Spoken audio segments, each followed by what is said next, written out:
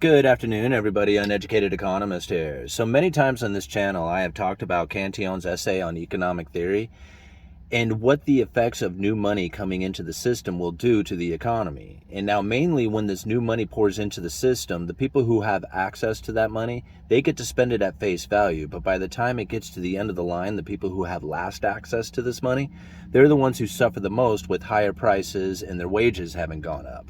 Now, I have a New York Times article that I'm going to leave down in the description for you guys that describes this almost perfectly.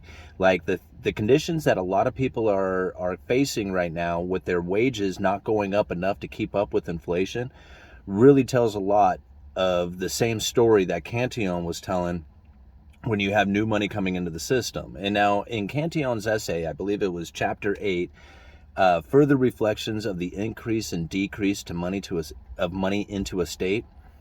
If you read that particular chapter, you're going to find that it is very telling to, like I said, to the very conditions that we are experiencing right now.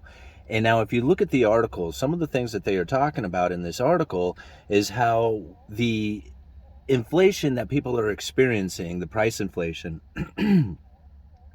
and how these prices go up affects the lower income the most, because really they don't have any way of adjusting. Like if you have a decent income, then you can adjust, like say going from a name brand down to a generic brand. Or if you happen to have enough savings, you can just kind of absorb the increased costs and just say, oh, well, it's a bummer, things have gotten expensive. But it doesn't really change your spending habits. It just kind of shifts them around a little bit. On the lower end, the lower income earners, they have to adjust what they buy. Like they may be forced to buy gas and electricity and all the other stuff for living, like rent, but then they have to back off on things like medical treatments or food or stuff that are like, even though they're necessities, they may have to adjust how much they eat or how much medical attention they get. And so this is like where the suffering really begins for the lower income. Now, something I found interesting in this article is they talk about how the top 2/5 of the income distribution, I think is the way they refer to it as, but I guess the top 2/5 of wage earners or income make up 60% of the spending. Now, this is something interesting to think about because they make up 60% of the spending, and this is the rich. You got to think about, like, these are the people who have first access to the money and are spending it at face value, and they really don't care about the same things that the lower income care about. And what I guess I mean by that is that if gas goes up, they think, oh, well, just have to budget a little bit more for our vacation. But it doesn't deter them from driving. Where on the lower scale, it does deter them from driving. And on the lower scale, the bottom 2/5 of wage earners make up like 22% of the spending out there.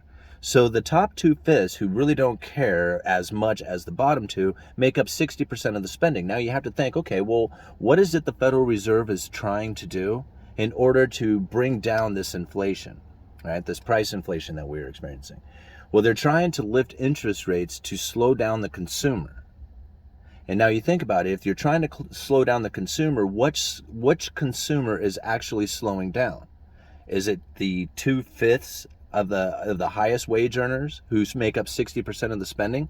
Or are they slowing down the bottom 2/5 of the wage earners who make up 20% or 22% of the spending? You see who's getting hit hardest here? It's that bottom 2/5. They're the ones who suffer the most with it. And they only make up 22% of the spending. So the efforts coming from the Federal Reserve are really bypassing the rich who make up most of the spending and hitting the lowest income wage earners the most. And this is part of the Cantillon effect.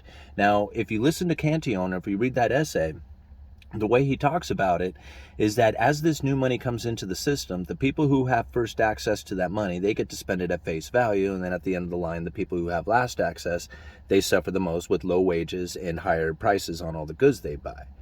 But now what ends up really taking place is that the rich, or the people, I shouldn't say the rich, but the people who have first access to the money, whether they're rich or not, but the people who have first access to the money, they don't really want to spend that money on higher priced goods. They don't, like, as the inflation starts to kick in because of this new money coming in, they don't want to spend it on higher priced goods. What they end up doing is they want to spend it on luxurious items and they will seek out foreign competition to try and compete with the domestic manufacturers that are providing that same luxurious good here in the United States or wherever the new state of new money coming in.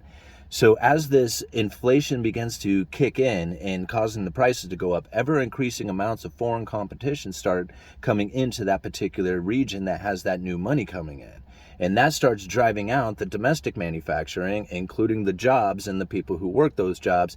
They end up suffering from this new money coming in. So you can really see it. Just go and read that article and you can see how the prices have increased, but the wages haven't kept up.